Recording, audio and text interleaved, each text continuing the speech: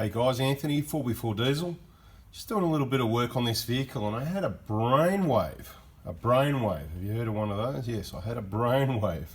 Anyway, a mate of mine uses that term. Thought it was a bit odd myself, but anyway, I had a brainwave.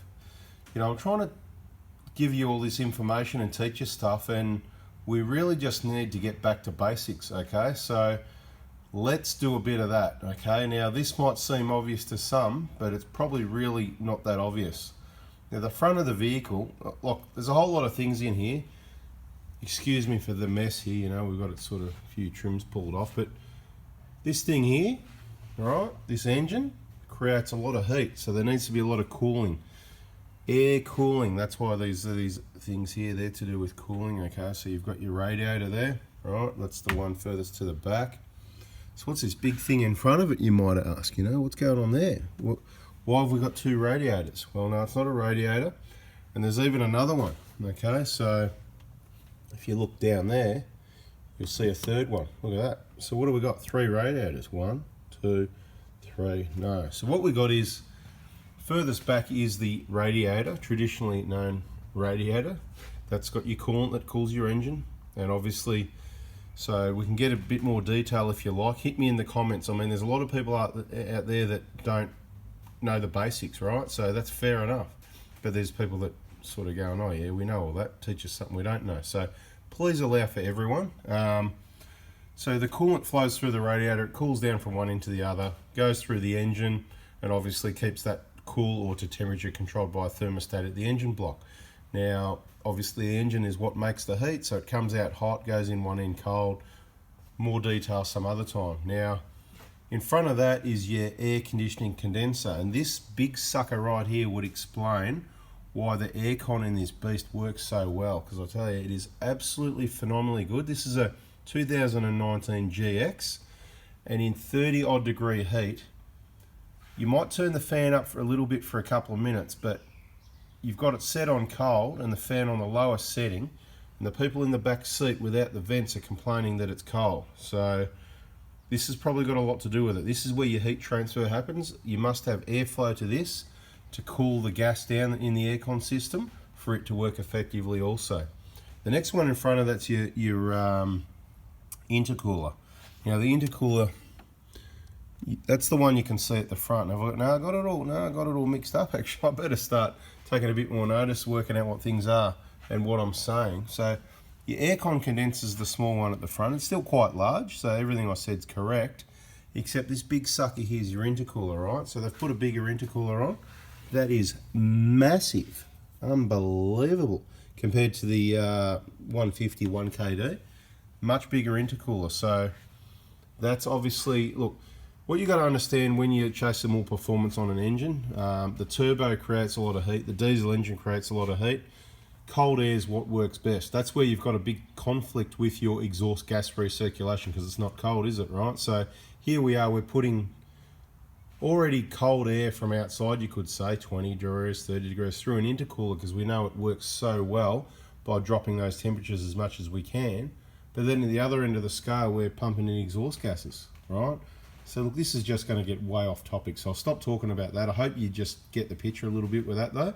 How stupid is it that we've invested all this money in a turbo and an intercooler and all that pipe work to cool it down, and then we're putting 300, 400, 500 degree exhaust gases back in the engine to reduce nitrogen oxides, right? So it's just totally contradictory to each other. I hope you understand that. So the aircon's in front. So the point I wanted to make is airflow, right? So you've got the aircon condenser at the front. That's the one you're looking at from the outside there, with 8,000 or 9,000 Ks worth of bugs. Quite hard to clean out, but that gets reverse flush from the other side every so often when you pull the fan and everything out. So radiator, intercooler, and look what they've done. Look, they've got this massive big open grill that you can see, you know, look at that. You can see the components, it's that open. So this happens every now and then on motor vehicles. What happens with the manufacturers is they make look good for you, right? So they want to make it look good. So the grills get removed and you see, you know, I suppose you see more of this plastic and bling. Looks really good, you know, all the bling. And you can even see they've even gone to the trouble to put more airflow down underneath the bottom of the bumper bar there to get more airflow, right? So there's all the bling and everything, right? So it's all blingy, but then they've gone, hey, hang on, we need airflow, right? So what they've done, they put this massive big grill in there, and I just want to show you some other details of how important it is, right?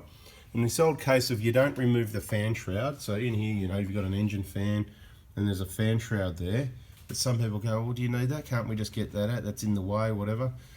Look, it's all designed and it works to a purpose, and that is to create that fan when you're in traffic has got to pull the air through the cooling system. So it's to channel and suck all the air through the full area of the radiator, not just the air in front of the fan.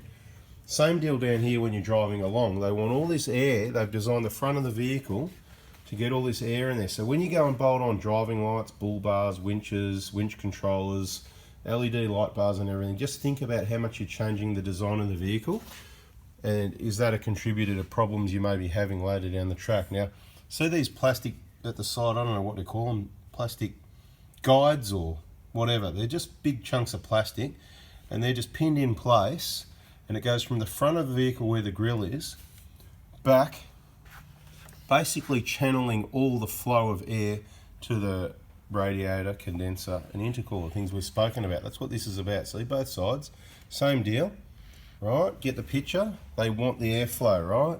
So it comes in the grill here at pressure at 100 Ks, whatever you're doing. There's heaps of air going in there. They don't even want any escaping out the sides there. They've put these plastic, and this is not new. This has been going on for decades, right? Manufacturers, you know, they're smarter than us. That's why they're the manufacturers, and they get to make billions of dollars, right? We just get to have a look and go, oh, right, have a look at that. Look how much space is down in there, by the way. You know, you could mount a compressor down there. Might do that. Anyway, this is what I wanted to show you, how important it is. And obviously, they've probably, over the years, realised, you know, we're having a few issues with this, that, and the other. So I think we need a bit of more air. Much bigger intercooler, channeling the airflow to the cooling system, and a massive big open grill on the front. So hope you get the picture, guys. Just something to think about before you go and put bull bars and what you mount on your bull bar and what brand of bull bar you get. And once it's fitted, does it include refitting these plastic, we'll call them guides, air guides, between the bull bar or the bumper bar, whatever it is, and the cooling system, you know, the radiator.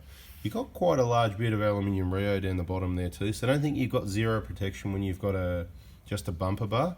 This vehicle's not going to be getting a bull bar for quite a few reasons. Obviously the weight that you're carrying around changes the whole dynamics of the vehicle. It's quite a cost as well.